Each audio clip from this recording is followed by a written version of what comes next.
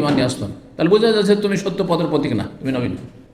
নবী হলে আমাদের মতো পয়সাওয়ালা আর আমাদের মতো ধনাঢ্য নেতা তারা মানত।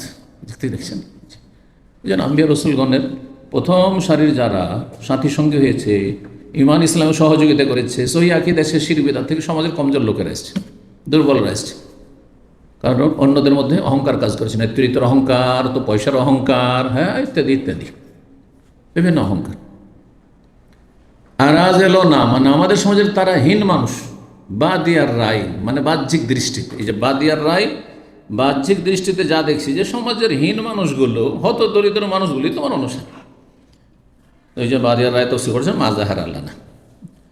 তো আর এদিকে না গিয়ে এখন আমরা এগিয়ে যাই এই অধ্যায়ে হাদিসগুলি আমরা আজকে নিয়ে আলোচনা করব। 3337 নম্বর হাদিস বর্ণনা করছেন আব্দুল্লাহ বিন উমর রাদিয়াল্লাহু তাআলা আনহুমা, সাহাবী। বলছেন কামা রাসূলুল্লাহ সাল্লাল্লাহু আলাইহি ওয়াসাল্লাম ফিন্নাস, রাসূলুল্লাহ সাল্লাল্লাহু আলাইহি ওয়াসাল্লাম জনগণের সামনে দাঁড়ালেন খুতবা বা ভাষণ দিতে। খুতবা মানে ভাষণ, আর ভাষণ মানে খুতবা। খুতবা মানে শুধু আরবি ভাষা মন্ত্রপাঠ নয়, এটা বেদাতি ধারণা। ফাসনা আল্লাহ বিমা হুয়া আহলুহু, আল্লাহর যথাযোগ্য প্রশংসা গুণগান করলেন, আল্লাহর যেমন প্রশংসা করা উচিত তেমন প্রশংসা করলেন। সুম্মা যাকারাত দাজ্জাল, তারপর দাজ্জাল সম্পর্কে আলোচনা করলেন। সে ভাষণের বিষয়বস্তু ছিল দাজ্জাল সম্পর্কে আলোচনা। ফাকালা, বলে ইন্নী লা উনজিরুকুমুহু, আমি তোমাদেরকে দাজ্জাল থেকে সতর্ক সাবধান করছি, সাবধান করছি। সাবধান কতদিন আগে, 1400 বছর আগে নবী দাজ্জাল থেকে সাবধান করেছেন। তখনকার যুগের সাহাবায়ে কেরাম যত বেশি সজাগ ছিল দাজ্জালের ভয় এবং দাজ্জালের অনিষ্ট থেকে আত্মরক্ষার জন্য, এখনকার মানুষ নয়, এখনকার মুসলিমরা গাফিলে আছে। দাজ্জাল না দাজ্জাল, দাজ্জাল আসলে যে ইমান টিকিয়ে রাখা অসম্ভব হয়ে পড়বে, আল্লাহ হেফাজত করবেন। এই যে দাজ্জাল আসার আগেই দুনিয়া থেকে যে চলে যাবে সে ভাগ্যবান, ইমান নিয়ে চলে যেতে পারলে ভাগ্যবান। কারণ আগামী দিন যত আসছে তত খারাপ অবস্থা তৈরি হচ্ছে। বড় কানা দাজ্জালের আগে বহু দাজ্জাল আসছে যারা ইমান কেড়ে নিচ্ছে, শিরক বিদআতের ধর্ম, আর কত বাতিল মতবাদ। তো আমি তোমাদেরকে সতর্ক করছি দাজ্জাল থেকে। ওমা মিন নাবিয়্যিন ইল্লা আনজারাহু কওমুহু, আর এমন কোনো নবী ছিল না যুগে যুগে, আদম আলাইহিস সালাম প্রত্যেক যত নবী এসেছেন সমস্ত নবী নিজ সম্প্রদায়কে দাজ্জাল থেকে সতর্ক সাবধান করেছেন, স্মরণ করেছে, ভুলবে না। অথচ সমস্ত নবীর যুগ গিয়েছে, শেষ নবীর যুগ চলে গেছে, 1400 বছর পার হয়ে গেছে। সেই নবীরা একথা বলেননি যে ও দাজ্জাল আমাদের উম্মতে তো আসবে না, এমনকি শেষ নবীর উম্মতেরও মেলা পরে আসবে, শেষ দিকে আসবে, সুতরাং তোমাদের কোনো ভয় নেই, বলে গেছেন। বলে যেতে পারতেন তো। দাজ্জাল যে একটি আকীদার বিষয়, আর দাজ্জাল বড় একটা ফিতনা হবে, মানব জাতির ইতিহাসের শুরু থেকে সবাই সতর্ক সাবধান করেছে। এমনকি ওয়ালাকাদ আনজারাহু নূহুন কওম, নূহ আলাইহিস সালাম তার সম্প্রদায়কে সতর্ক সাবধান করেছেন। নূহ আলাইহিস সালামের জামানা কমপক্ষে 8 থেকে 10,000 বছর আগে, আনুমানিক বলছি, কারণ সেই যুগে ইতিহাস লেখা হতো আনুমানিক। কারণ যেসব বিশেষজ্ঞরা লিখেছে ইব্রাহিম আলাইহিস সালামের যুগে হচ্ছে 5,000 বছরের বেশি। আজ যিনি লেখক লিখেছেন এই কথাটি, এই তথ্যটি, সেটা 100 বছর আগে, প্রায় কাছাকাছি মোটামুটি, বুঝছেন না? 5,000 বছর আগে ইব্রাহিম আলাইহিস সালামের যুগ, মানে পরম্পরাতে নবী সাল্লাল্লাহু আলাইহি ওয়াসাল্লামের বংশ পরম্পরা গণলে অনুমানও করা যায়। যদি আপনার 7 পুরুষ মতো নাম জানেন, তাহলে 7 পুরুষের যুগটা কত বছর আগে ছিল অনুমান করা যেতে পারে, অনুমান করা যেতে পারে, একটু কম আর বেশি। তো নূহ আলাইহিস সালাম আপনার সম্প্রদায়কে সতর্ক করেছেন দাজ্জাল থেকে। ওয়ালাকিন্নী আকুলু লাকুম ফীহি কাওলান, তবে আমি এমন একটি কথা দাজ্জাল সম্পর্কে বলছি, তথ্য, লাম ইয়াকুলহু নাবিয়্যুন লিকওমিহি, কোন নবী তাদের জাতিকে ওই বিষয়টি বলেননি। এটা আল্লাহর পক্ষ থেকে বলা হয়নি বা সতর্ক করা, এমনি বলা হয়েছে দাজ্জাল থেকে সাবধান, দাজ্জাল তোমাদের ইমান হরণ করবে, সুতরাং দাজ্জাল থেকে সাবধান। কিন্তু দাজ্জালের লক্ষণ কি, কেমন করে চিনবে দাজ্জালকে, এত দূর কোন নবী বলেননি, একমাত্র শেষ নবী মুহাম্মদ সাল্লাল্লাহু আলাইহি ওয়াসাল্লাম। তা'লামুনা, তোমরা কি জানো সে বিষয়টি কি? আন্নাহু আওয়ার, সে হবে কানা। আওয়ার যার এক চোখে দেখে না, এক চোখে দেখে, তাকে কি বলা হয়? কানা, বাংলায় কানা, আর আরবিতে হচ্ছে আওয়ার। আওয়ার যার এক চোখ আছে, এক চোখ নেই। আর আমা হচ্ছে যার 2 চোখ অন্ধ, আনজাহুল আমা, আবাসাওয়াত আল্লাহ থেকে রয়েছে। ওয়ান্নাল্লাহ লাইসা বিআওয়ার, আর মনে রেখো যে আল্লাহ কানা নন। সে যে আল্লাহ বলে দাবি করবে, সে আল্লাহ কি করে হয়, ব্যাস এটুকু মনে রাখো, ভুলবে না। যখন এসে বলবে আমি আল্লাহ, দেখো আমি বৃষ্টি দিচ্ছি, আমি এই যে ফসল সাথে সাথে কি চাও, হ্যাঁ এই যে আমি একে মারলাম আবার জীবিত করে দিলাম, কোন ফায়াকুন। এগুলো দেখে ধোকা খাবেন না, যেহেতু আল্লাহর কাজ, হ্যাঁ আল্লাহর রুবিয়তের কাজ করে যাচ্ছে।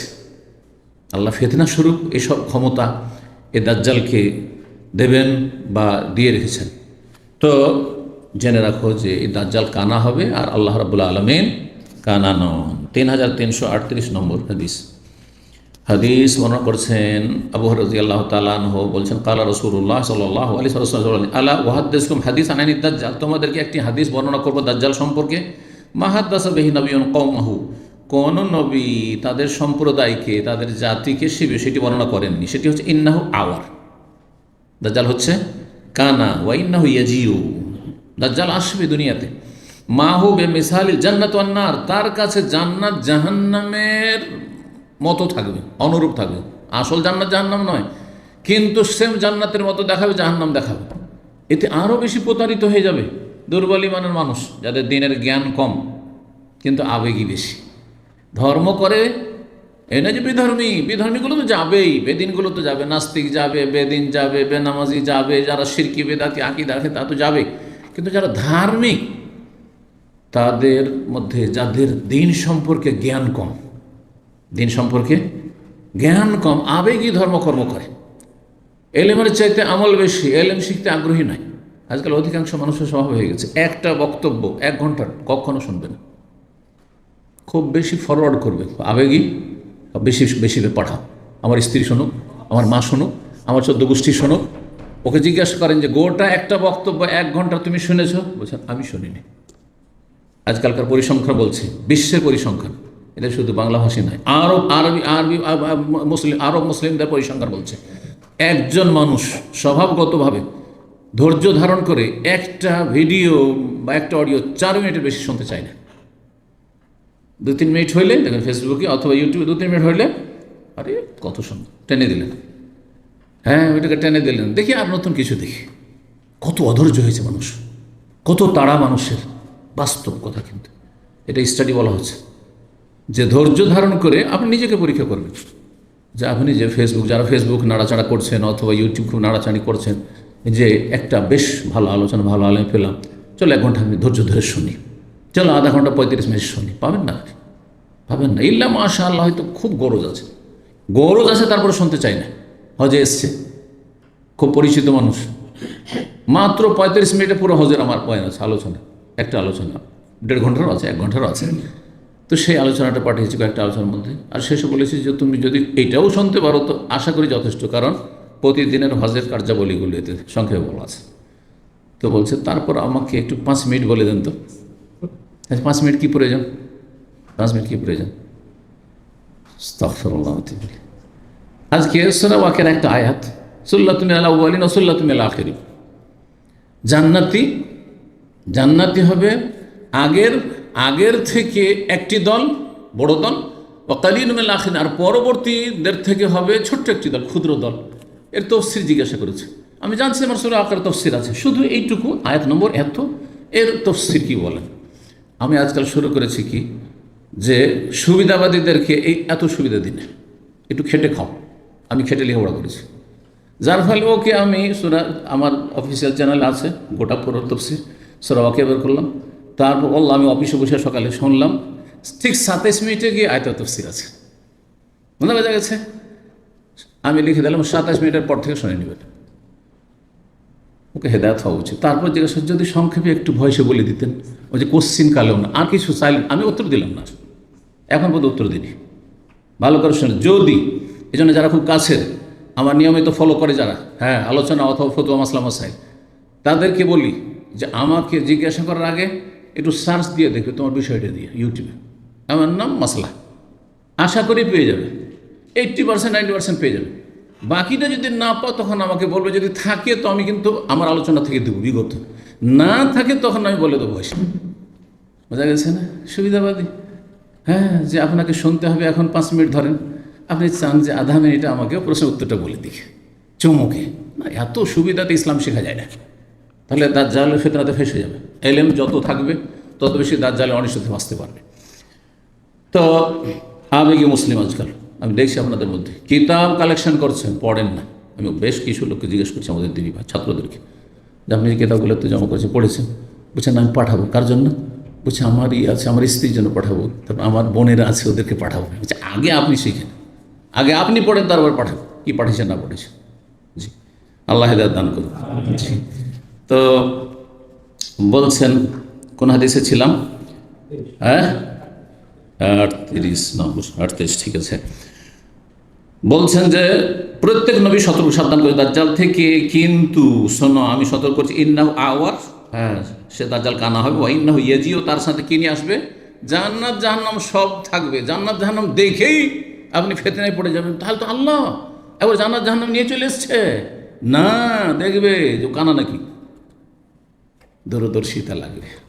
চারিদিক থেকে এলেম হাসিল করতে হবে, দুই একটা এলেম শিখে নিয়ে ব্যাস আপনি ফতোয়া দেওয়া শুরু করলেন, অথচ দিনের সম্যক কোনো জ্ঞান নেই। এত সোজা বিষয় নয়। ফাল্লাতি ইয়াকুল ইন্নাহাল জান্নাত, যেই জান্নাত সম্পর্কে বলবে, যেটা সম্পর্কে বলবে দাজ্জাল যে এইটা জান্নাত, হে আন্নার, ও সেটি হচ্ছে জাহান্নাম। তার মানে তুমি যদি দাজ্জালের জান্নাতকে বিশ্বাস করো, তোমাকে জান্নাতে ফেলে সোজা জাহান্নামে চলে যাবে, জান্নাতে দিয়ে দিলে। আর যদি জাহান্নাম আগুনে ফেলে, চিন্তা করিও না, মানবে না। যখন দাজ্জাল প্রতি ঈমান নিয়ে আসবে না, আগুনে জ্বালিয়ে দেবো, ফেলে দাও আগুনে, সাথে সাথে জান্নাতে আল্লাহ দিয়ে দিবে তোমাকে, তুমি শহীদ হবে। জি, বলছেন ওয়াইন্নি অনুযায়ীরকম, আমি তোমাদেরকে সতর্ক সাবধান করছি, কামান যারা বেহে নহন কবে, যেমন নূহ আলাইহিস সালাম তার সম্প্রদায়কে সতর্ক সাবধান করেছে হাজার হাজার বছর আগে। নূহ আলাইহিস সালাম সতর্ক সাবধান করেছে, সেটা আমাদের কি আজকাল আরও বেশি। এখন দাজ্জালে কেউ আলোচনা শুরু করলে কি আলোচনা করে, সমসাময়িক আলোচনা করেন, এখন যে সমস্যা সে আলোচনা করেন। আরে আপনার ঈমান রক্ষা করেন, কে জাহান্নামে যাচ্ছে যেতে দেন জালেমকে, কিন্তু আপনি আপনার ঈমান রক্ষা করেন। জি, এটা আপনার সবচেয়ে গুরুত্বপূর্ণ। যেই বিষয়ে আপনার কোনো ক্ষমতা চলে না, সেই বিষয়ে বড় বড় ভাষণ দিয়ে অথবা বড় বড় লিখনি দিয়ে কোনো ফায়দা নেই। জাতির কি ফায়দা করে দেবেন আপনি? খুব বেশি তো জাতির কাছে হিরো, হ্যাঁ উনি এখানে মুখ্য ভূমিকা রেখেছেন, আর এরা তো সব নীরব থেকেছে। এতটা শুধু শুনতে পাবেন, ফাঁকাত কিল্লা, দুনিয়ার কিছু প্রশংসা, তুচ্ছ প্রশংসা পেলেন। আপনি কি করলেন? আপনি কি এই ক্ষমতায় আছেন কোনো পরিবর্তন নিয়ে আসতে পারবেন ভালো? না না না, আল্লাহ রাব্বুল বালা মুসিবত আল্লাহ হেফাজত করুন। 3339 নম্বর হাদিস বর্ণনা করেছেন আবু সাঈদ খুদরি রাদিয়াল্লাহু তাআলা আনহু, ক্বালা রাসূলুল্লাহ সাল্লাল্লাহু আলাইহি ওয়াসাল্লাম, রাসূল বলেন, ইয়াজিউ নূহুন ওয়া উম্মাতুহু, নূহ আলাইহিস সালাম হাশর মাঠে আসবেন আর তার উম্মতও আসবে। প্রত্যেক নবীর নিজ নিজ উম্মতের সাথে আসবে আল্লাহর কাছে। ফায়াকুলুল্লাহু তাআলা, তখন আল্লাহ বলবেন, হাল বাল্লাগতা নূহ, তুমি কি তোমার জাতির কাছে ইসলাম সম্পর্কে মেসেজ পৌঁছিয়েছো যথাযথ? তখন বলবে হ্যাঁ আল্লাহ, এই রব্বে, হে রব পৌঁছে দিয়েছি। ফায়াকুল উম্মতি, তখন তার উম্মতকে আল্লাহ জিজ্ঞাসা, উম্মত মানে যারা ঈমান নিয়ে আসেনি। তাহলে বোঝা গেল উম্মত দুই অর্থে ব্যবহার হয়, উম্মতে ইজাবা আর উম্মতে দাওয়া। মনে রাখবেন, উম্মতে ইজাবা মানে যারা ডাকে সাড়া দিয়েছে, এমন উম্মত যারা ডাকে সাড়া দিয়েছে, নবীর ডাকে সাড়া দিয়েছে, তার মানে যারা খাঁটি মুসলিম হয়েছে। তো নবী আলাইহিস সালামের উম্মত এরকম, এইরকমই নবী সাল্লাল্লাহু আলাইহি সাল্লামের উম্মত আবু বকর, ওমর, ওসমান, আলী যারা ইসলাম গ্রহণ করেছেন, এরা উম্মত ইজাবা, দাওয়াতে লব্বাইক বলেছে, জবাব দিয়েছে, ইয়া রাসূলুল্লাহ কালেমা পড়ে নিলাম আপনার, ঠিক আছে। আর উম্মতের দাওয়া অর্থাৎ নবী সাল্লাল্লাহু আলাইহি ওয়াসাল্লামের দাওয়াতের ফিল্ড ক্ষেত্র, কিন্তু তারা ঈমান নিয়ে আসেন। আবু জাহাল, আবু লাহাব, ওতবা, সাইবা, রাবিয়া, যত কাফের যুগে যুগে আজকের বিশ্বের যত কাফের, হ্যাঁ সব উম্মতে দাওয়াতেরা, মানে এইটাই তো দাওয়াতের ফিল্ড। দাওয়াতের ফিল্ড আমাদের দিনের দাওয়াত কার জন্য? অমুসলিম হলে যত, হ্যাঁ অমুসলিম আছে, তারপরে মুসলিম সমাজের যত বেদিন আছে, ফরজ ওয়াজিব আদায় কারণে হারাম পাপে লিপ্ত আছে তারা দ্বিতীয় ক্ষেত্র। তৃতীয় ক্ষেত্র হচ্ছে মুসলিম সমাজের যারা মন গড়া ইসলাম পালন করছে, শিরক বেদাতের ধর্ম পালন করছে। এজন্য দাওয়াতের ফিল্ড হচ্ছে তিনটি। দাওয়াতের ফিল্ড হচ্ছে তিনটি। একটা হচ্ছে মুসলিম সমাজের বেদাতীদের দাওয়াত, হ্যাঁ নামাজি হয়তো, মুসল্লি, দাড়িওয়ালা, তাহাজ্জুদ গুজার, কিন্তু এদিকে হ্যাঁ মাজার পূজা করছে, না হয় মিলাদ করছে, না হয় কিয়াম করছে, ওই কোরআন খানি বক্সাচ্ছে, চল্লিশা করছে। এটা দাওয়াতের ফিল্ড, কারণ এরা খাঁটি মুসলমান হইতে পারেনি, ভেজাল যুক্ত ইসলাম পাবে, এই ইসলাম দিয়ে নাজাত পাবে না। সুতরাং এদেরকে জাহান্নাম থেকে বাঁচাবার চেষ্টা করেন। এরা অনেকটা এগিয়ে আছে কাফের চাইতে, কাফের কাছে ইসলাম পৌঁছানো কঠিন। সে আল্লাহ পরকালে বিশ্বাসী নেই, এরা আল্লাহ পরকালে বিশ্বাসী, ভয়ও করে, আল্লাহর সামনে কান্নাও করে, কিন্তু ইসলাম বুঝে না বেচারা, মিসকিন, হতভাগা।